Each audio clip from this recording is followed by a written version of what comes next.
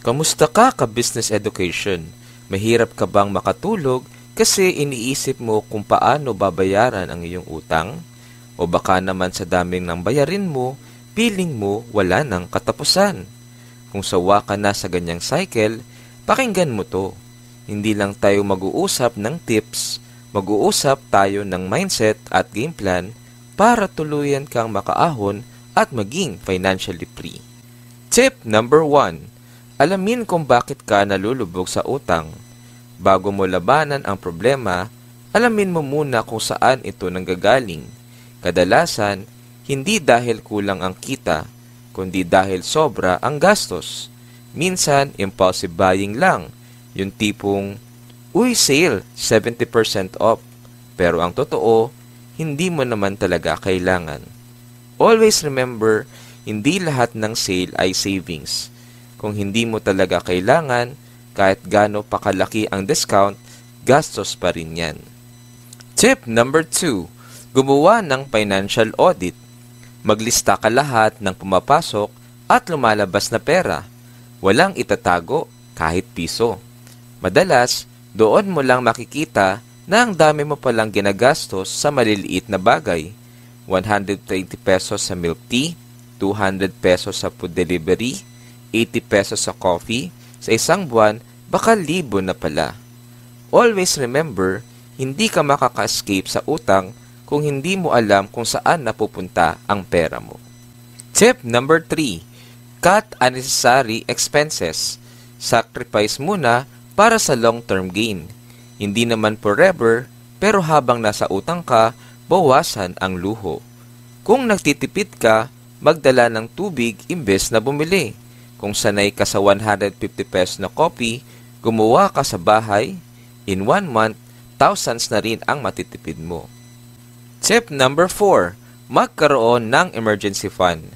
Kahit maliit lang, 50 pesos to 100 pesos kada araw, ang importante ay consistency.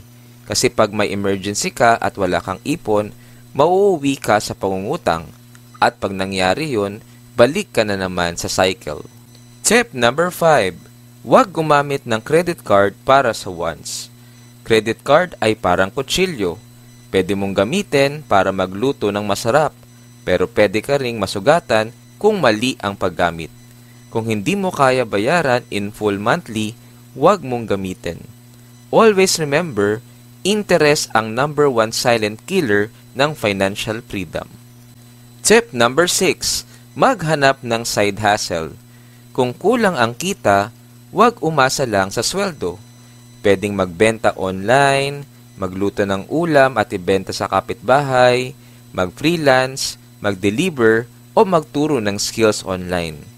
Always remember, kung willing ka kumayod, mas mabilis mong matatapos ang utang kaysa sa paghintay ng milagro. Tip number 7.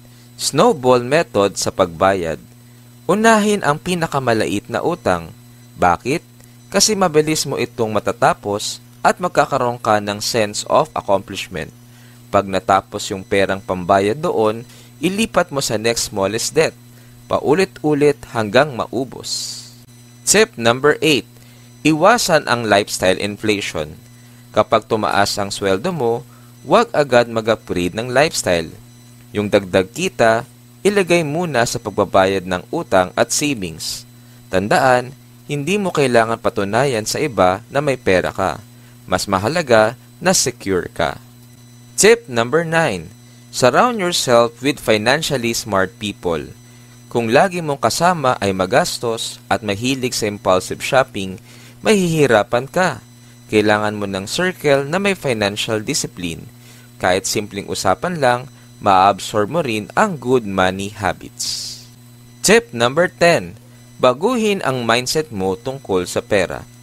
Pera ay hindi para magpasikat, kundi para magbigay ng security at freedom sa iyo at sa pamilya mo. Kapag naiintindihan mo na ang pera ay tool, mas madali mong mapipigilan ang sarili mo sa walang kwentang gastos. O ayan ka business education, walang shortcut sa financial freedom, pero may siguradong daan papunta doon. At yun ay disiplina, tamang mindset, at consistent na action. Tandaan, Utang ay parang quicksand. Habang mali ang ginagawa mo, mas lulubog ka. Pero kapag tama ang strategy mo, makakaahon ka. Hindi mo kailangan maging milyonaryo para maging financially free. Kailangan mo lang maging mas matalino kaysa sa pera. At kapag nangyari yon, ikaw ang susunod na success story.